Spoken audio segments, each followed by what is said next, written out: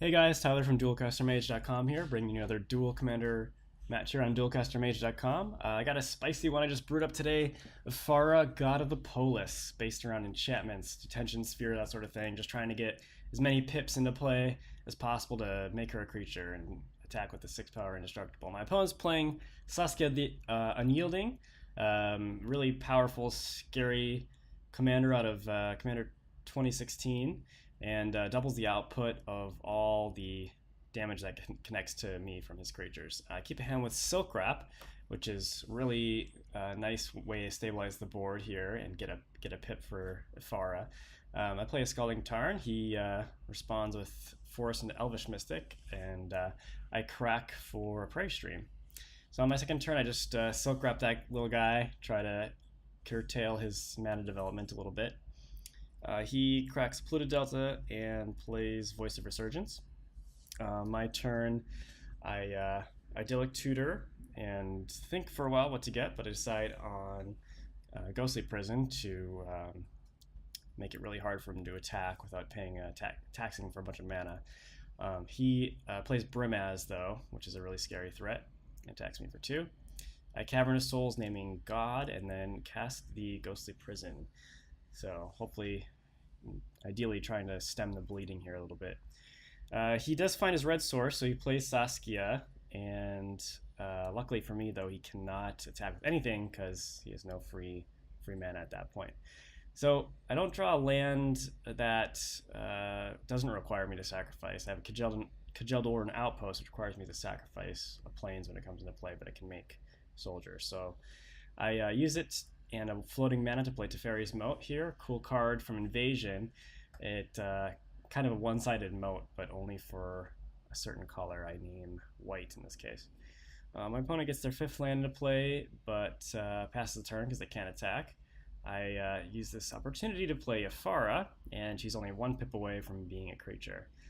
And my opponent flashes me a Path to Exile, but it actually cannot target anything yet because Ephara is not a creature. He plays a Bird of Paradise, says go. I draw a Temple of Enlightenment, play that, scry a Decree of Silence to the bottom of my deck, and also say go because I don't need to cast any of these Oblivion Rings or Mind Controls in my hand. With the Moat and the Ghostly Prison out, I feel pretty safe, so I'd rather just draw cards with Kajeldor Outpost, making a soldier, which allows me to draw a card on my next upkeep.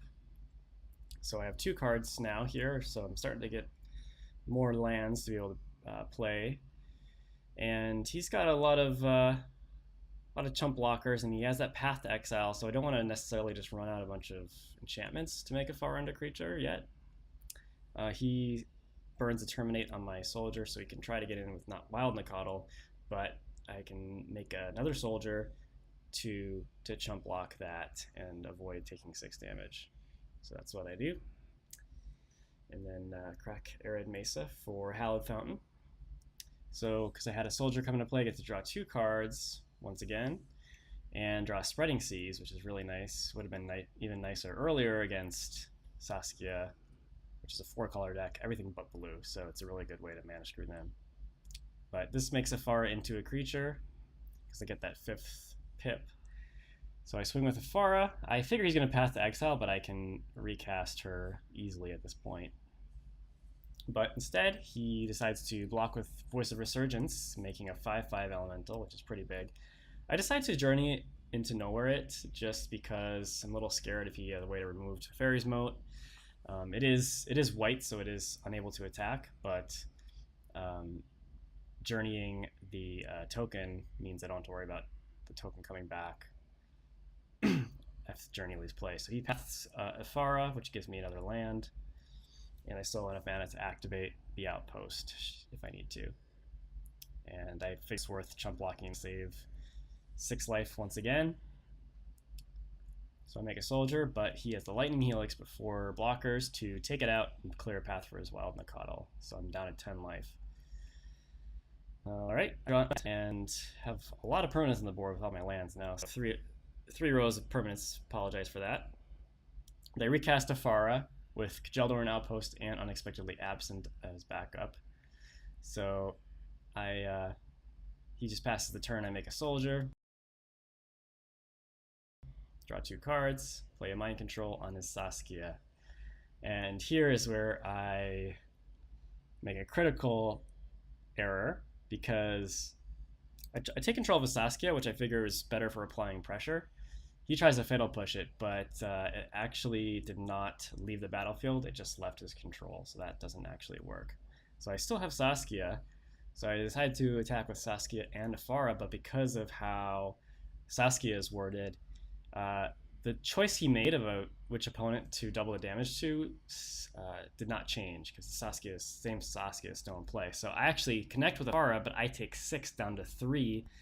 So he tries to finish me off with Rakdos Charm with the 3rd mode to deal 1 damage. Each creature deals 1 damage, which can. So I'm forced to unexpectedly absent one of my own soldier tokens just to stay alive at 1 life. On my upkeep, I Enlighten Tutor for Faith Fetter, which is kind of a move of desperation to get back up, get some life total buffer. So I go from 1 to life, he blocks, then he plays a Toxic Deluge. So we're both at 5 life at this point. End of turn, I make a soldier and attack him down to 4, recast Ephara for the 3rd time, and pass the turn. Now he draws Boros Charm to deal 4 damage to me, but I had just gained 4 off the Face Fetters a couple turns before, so I luckily am able to avoid death, and I'm able to win on the crackback, so he just concedes. Game 2, he leads off with an Avacyn's Pilgrim.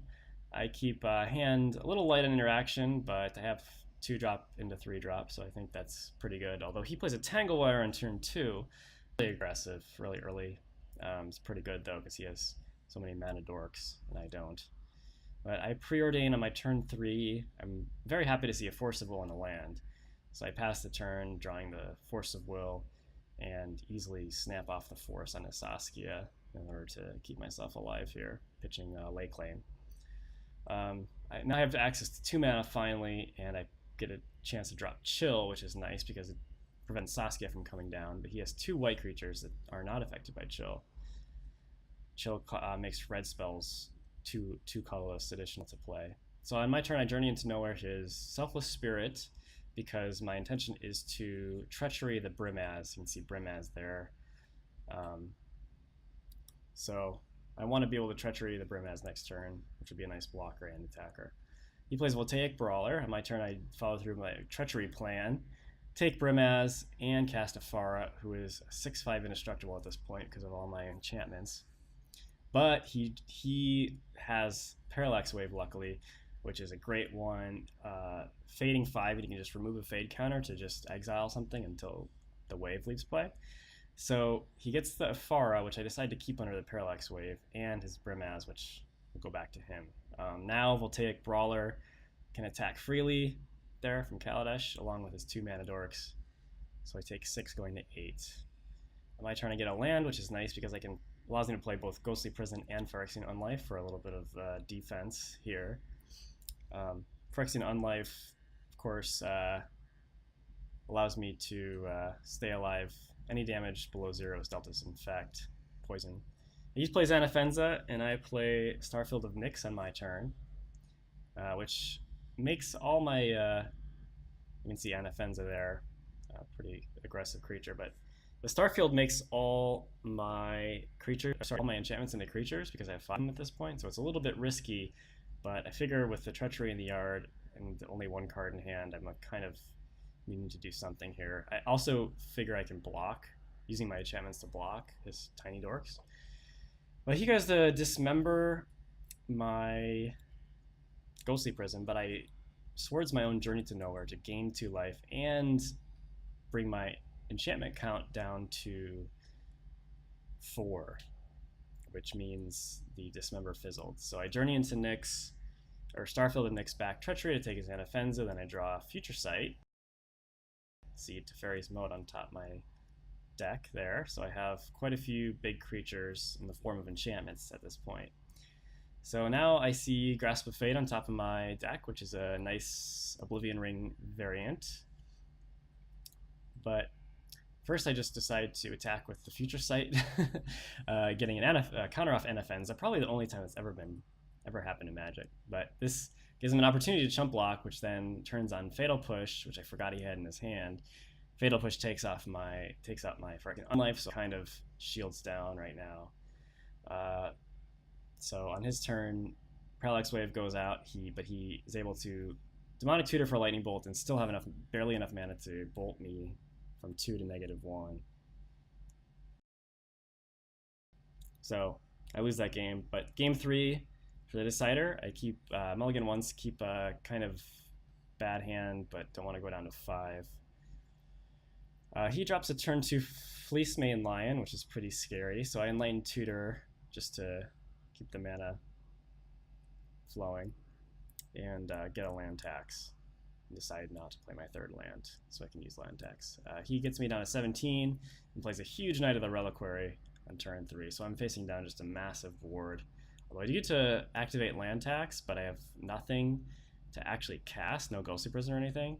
So at this point, Saskia comes down, and even though I'm at 17, I would be taking 10 plus 6 plus 6, which is 22, and puts me way dead. So pretty ideal draw from Saskia, and a pretty awful draw on my part. No real board interaction for the first 3 turns. Just spells death against a deck this explosive, unfortunately. So 2 really good games, 2 really close games, and 3rd game that